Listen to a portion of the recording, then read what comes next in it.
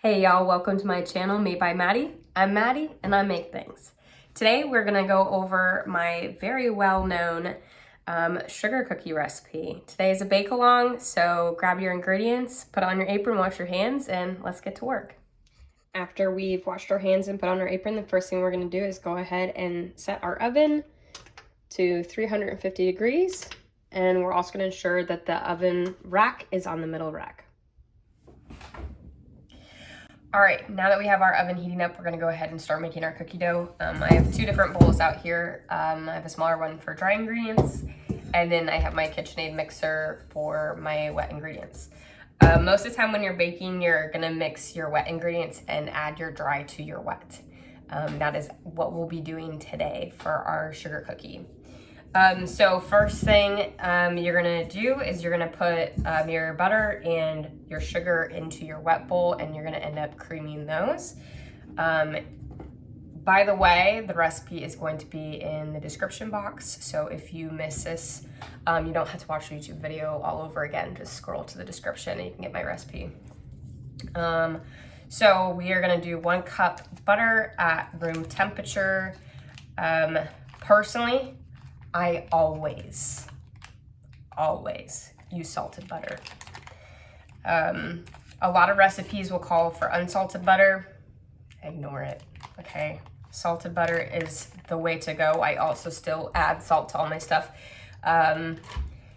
Salt, there's a bad rep behind it, but it just really enhances the flavor of everything. So don't be scared. Your baked goodies most of the time are not gonna come out like seafood salty or anything, okay? So,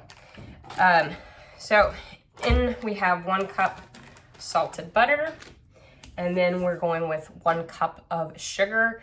I'm gonna use just regular white granulated sugar for this.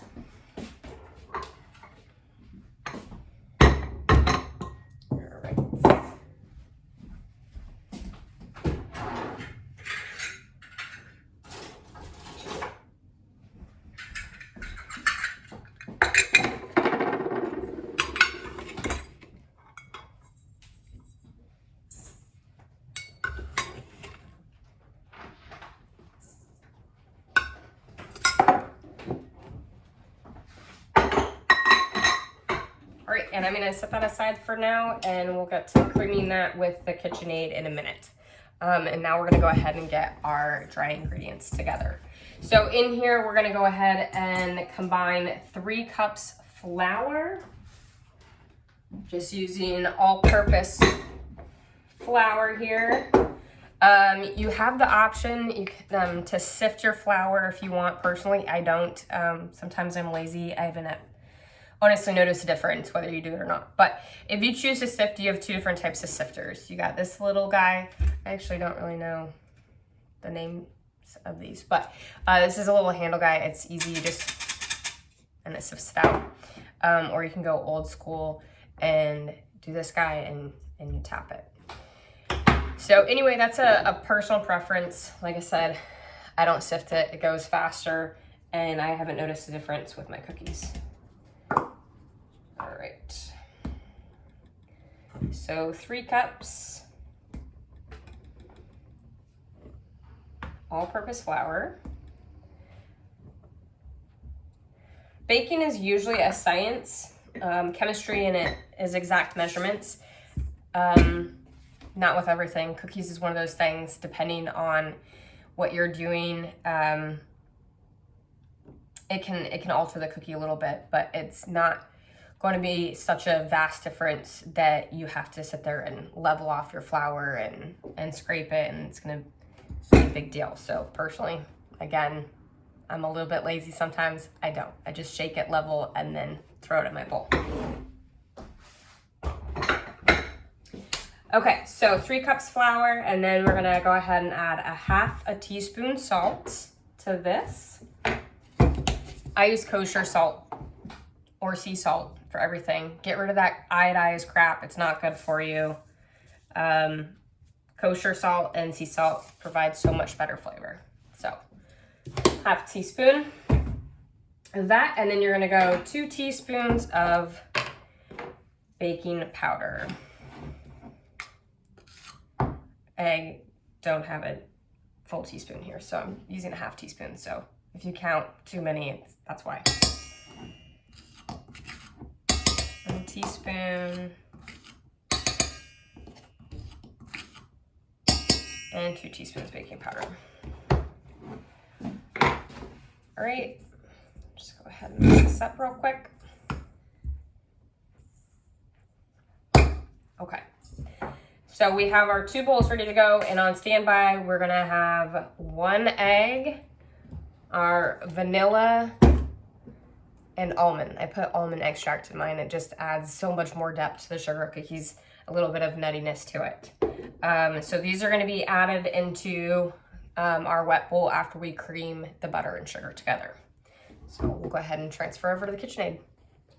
All right, so we have our butter and sugar in here, and using a beater paddle, you're gonna go ahead and cream this. You also have the option to use this one. It's got like a spatula on the side, so you don't have to worry as much about scraping down your bowl. But I find that you still have issues with sugar and butter getting stuck to the bottom of the bowl. So honestly, I don't really use this one as much, and I just end up using my hand spatula and making sure that everything is wiped down off the bowl. So we'll go ahead and turn this on.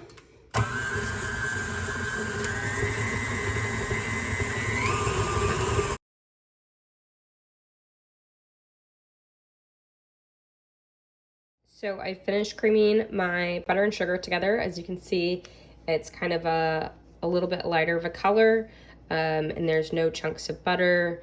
It's kind of, as you describe it, as light and fluffy. All right, so I'm scraping down the bowl one last time.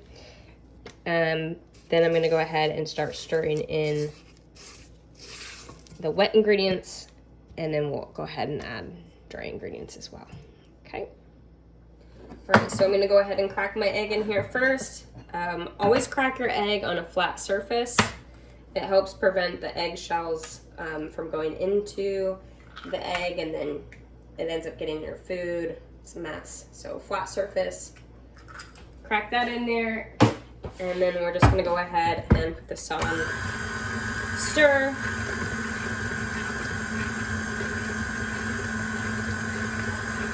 And then once it's just combined, we're gonna go ahead and add our extract. So we're gonna be adding a teaspoon of our vanilla extract and a half a teaspoon of the almond. And you can adjust these based off of your personal preference. If you don't like the nutty flavor, go ahead and just not put the almond in, and you can put in just a little bit more vanilla. If you find that you want your cookies on the sweeter side, you can go ahead and add a little bit more extract as well. And that's gonna give it more of a flavor boost without adding actual sugar.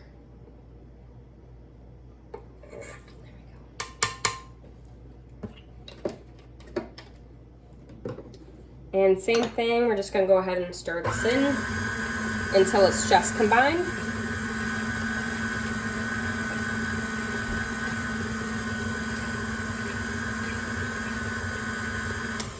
All right, and now we're gonna go ahead and add our flour. So I just do a little bit at a time, usually on the stir method, so it doesn't poof it everywhere. And as it starts to combine a little bit, I go ahead and increase the mixer to get it nice, well combined. Slow it back down to stir, add more, and back and forth until I'm done adding all of the flour. You can use your guard for this. Honestly, I don't feel like it really blocks much. The best thing that I've found from flour getting everywhere is using a tea towel and just taking your tea towel and laying it over kind of the back side of your mixer, because that's usually where it starts getting kicked up like this. I'm not going to do that today though, just so you're able to watch me as I put this together.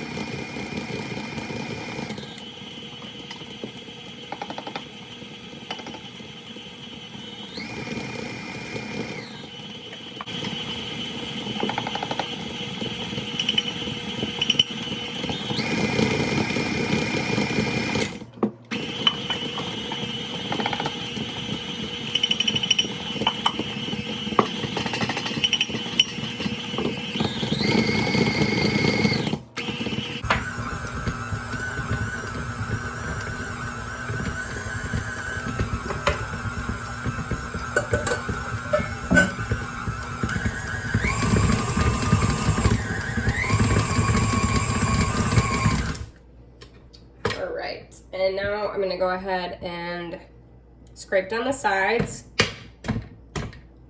Keep my mixer from falling apart.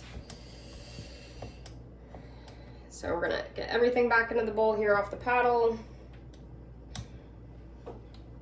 As best as we can, at least. And then scrape down the sides, get any of the loose flour that might have kicked up. And really make sure that you scrape the bottom of your bowl as well.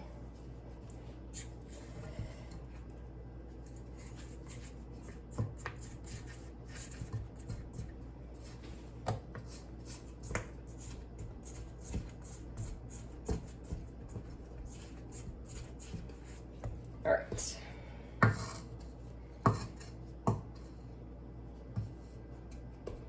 And give her another mix.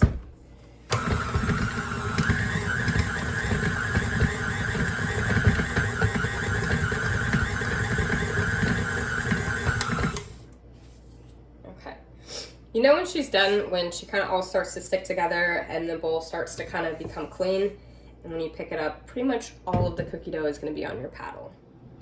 Now that we have our cookie dough all mixed up, we're gonna go ahead and start rolling it out and cutting out shapes and baking. So you won't be able to see this because of my very small kitchen and angles, but I have out cookie cutters, I have some extra flour, and I use a wooden rolling pin. You can do this on just a clean counter surface. I actually have this like really cheap silicone mat from IKEA that I got that I like to roll my dough out on. It just kind of, it makes everything easier for like a cleanup. So put this down here. So cookie dough, so you're gonna start with flour and just lightly dust around your counter or on your mat. I do this with my hands. If you want to use the oh my gosh. The sifters, there we go, that's the word for it. To finely dust this, you can do that as well. It's whatever you want to do. All right, so cookie dough down on the flour, and then I go ahead and put a little bit more on top, rub it around, and then I also flour my rolling pin just to help, especially since, oh my gosh, that's embarrassing. Wood rolling pins can kind of absorb a little bit of moisture. So we're gonna roll this out. One of my favorite things about my cookie dough recipe is that you actually don't refrigerate it before rolling out and cooking it, which just kind of makes everything so much easier. You don't have to worry about letting it sit for 30 minutes in the fridge, and then if you forget about it, it gets too cold and makes it like way harder to roll out. You can just, in one sitting, make your cookie dough, roll it out, make your cookies, be done, move on with your day, instead of having that awkward lag time. All right, so we're gonna go ahead and roll this out. I roll mine out about anywhere between, I guess, an 1/8 to a 1/4 inch. I've never really measured it, but I just kind of eyeball it. They have some kind of cool tools out there nowadays too that you put across from the cookie dough and it makes sure that it's completely even and you can measure it out to like a specific height. I've just been doing this long enough that I just kind of eyeball it and get it pretty good most of the time. So now we're gonna go ahead and cut these bad boys out. If for some reason you have an issue with your cookie cutters sticking and your cookie dough ripping, you can dip your cookie cutter in flour, and that can kind of help with cutting your stuff out. Personally, I kind of like that it sticks a little bit so I can pull it out and immediately drop it into my hand and put it on the cookie sheet. But it's just kind of y'all's preference. So I'm just gonna cut some of these out. I'm gonna do perfect. That's a good example. I love it when it does that. So it sticks just enough to drop in your hand, but it doesn't rip the shape.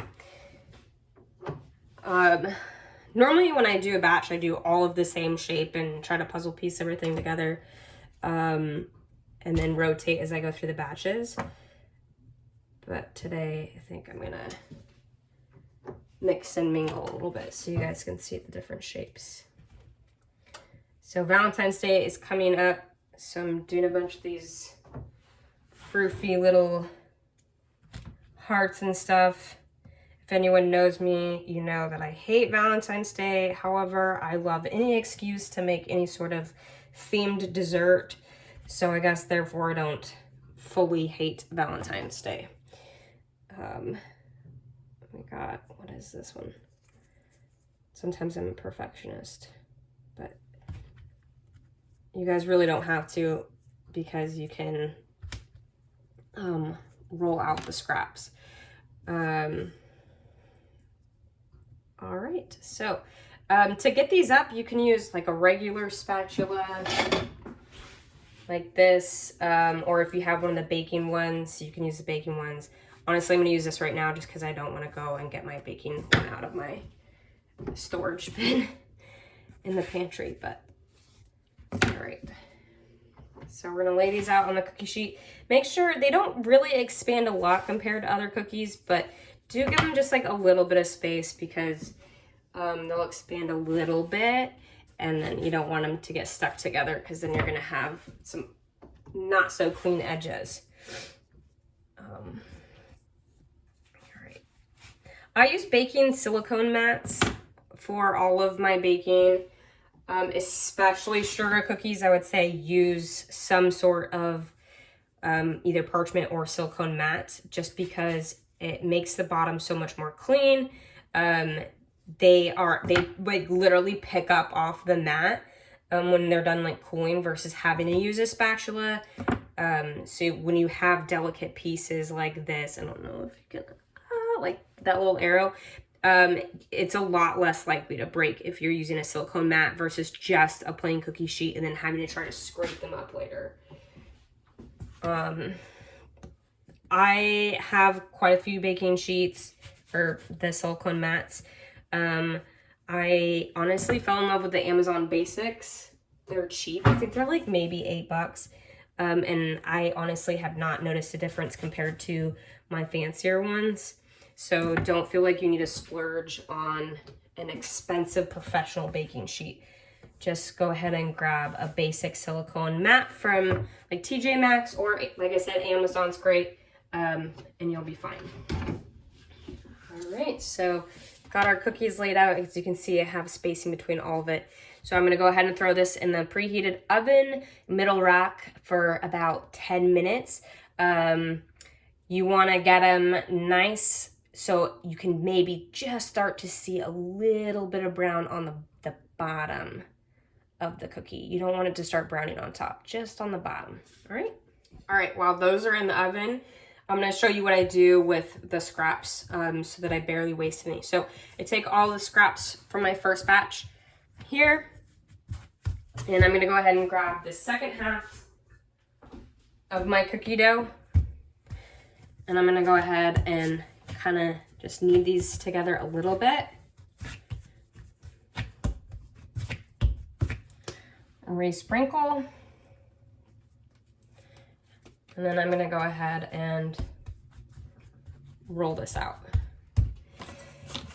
Cut out my cookies, put them on the baking sheet, throw them in the oven, and then with any of those other scraps, I'm just gonna do the same thing and kind of knead them together a little bit so that they actually combine, and then roll them back out.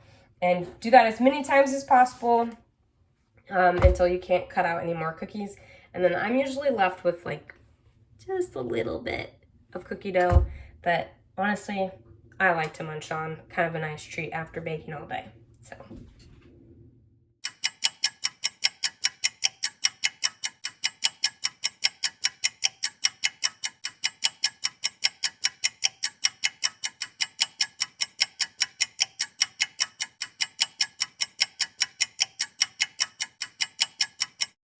all right, so our cookies are done. We're just gonna go ahead and pull them out and bring them over to cool. So like I said before, you want the bottoms to just start browning. That's how you know that they're done. So this is gonna give you a nice soft sugar cookie. It's not gonna be super crunchy. So we're gonna let those cool, and then they're gonna be ready to decorate and eat. All right, so cookies have cooled for a little bit. So I mentioned earlier about how they'll pick up right off of the mat. So I just kind of wanted to show you. This is why you use a silicone mat or a parchment sheet. So I literally can just pick these up, and they have these beautiful bottoms on them where you're not ripping chunks out of them. So we're gonna put them on the coin rack to cool the rest of the way. And then you can eat them plain if you want. Some people like that. Or you can decorate them with buttercream icing or royal icing. Royal icing is my preference because you can really do some fun decorating stuff with that. So, don't forget to clean up, as my mother would say. I used to be the worst at it. And that's that. So stay tuned. I'm gonna put out some decorating videos in the next, that's another batch, but I'm gonna put out some decorating videos, so you'll be able to see how I decorate these up for Valentine's Day. I'll just do some with some technique stuff, and then some where you just watch me decorate, I guess.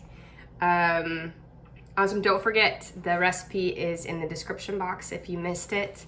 And then go ahead and like, subscribe, tell all your friends about this. It really means a lot to me, getting support from everybody. So thanks for making sugar cookies with me, and stay tuned to make more stuff.